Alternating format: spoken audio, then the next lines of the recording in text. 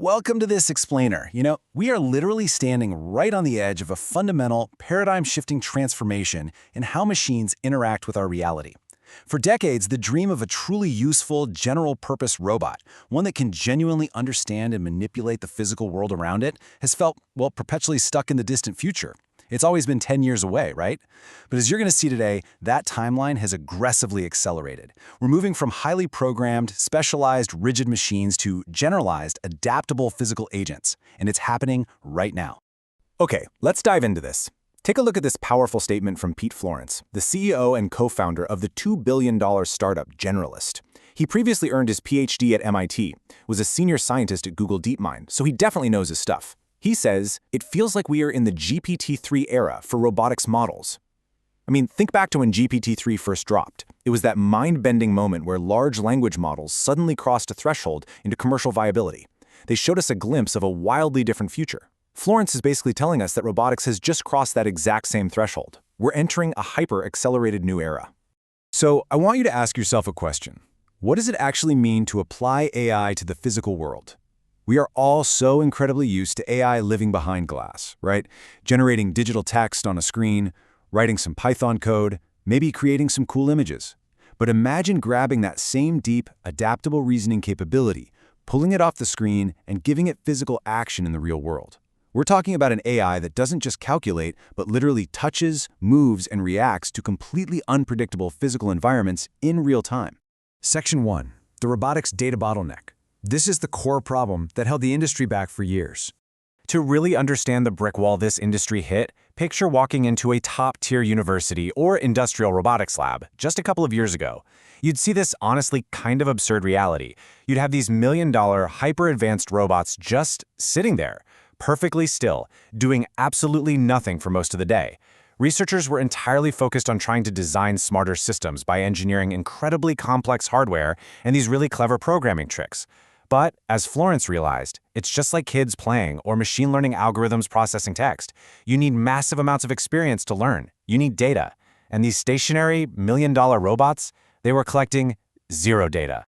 Let's move to Section 2, the iced latte epiphany. This is where things get fun. And this brilliantly illustrates the shift in thinking. Back in his MIT grad school days, Pete Florence ran this hilariously simple experiment that honestly changed his entire approach to robotics.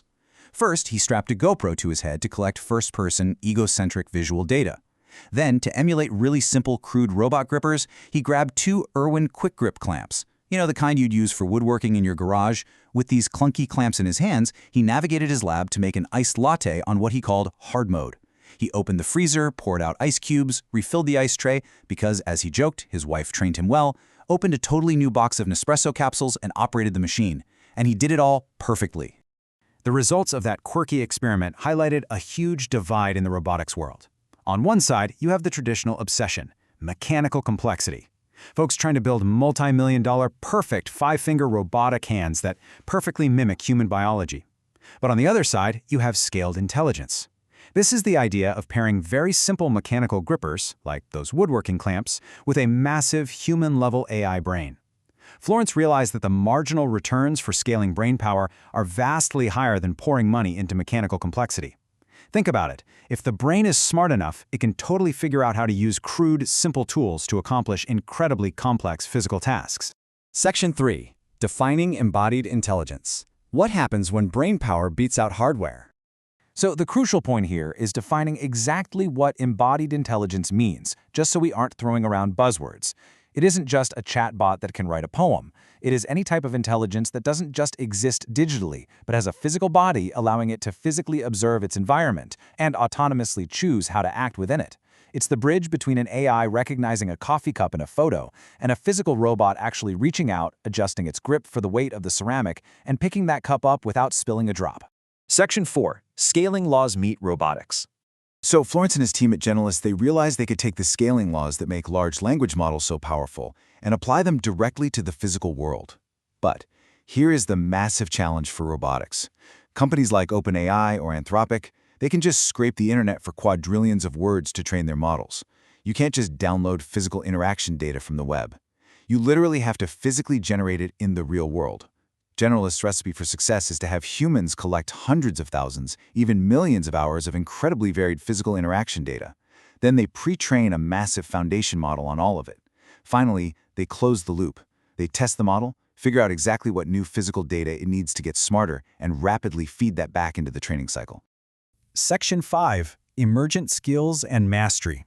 Moving from basic competence to true robotic mastery. Let's move to and see how this builds, because the results of this closed-loop training process are absolutely staggering. Look at this timeline. Historically, hard programming a robot to do one single highly specific task would take months of painstaking engineering. Early machine learning? Well, that brought it down to weeks. But today, using this massively pre-trained foundation model, Generalist's Rawlist Gen 1 model can learn a completely new physical task in just minutes. Minutes. The dramatic collapse in the time required to train a robot is just breathtaking. And we aren't just talking about a robot awkwardly stumbling through a task successfully once or twice.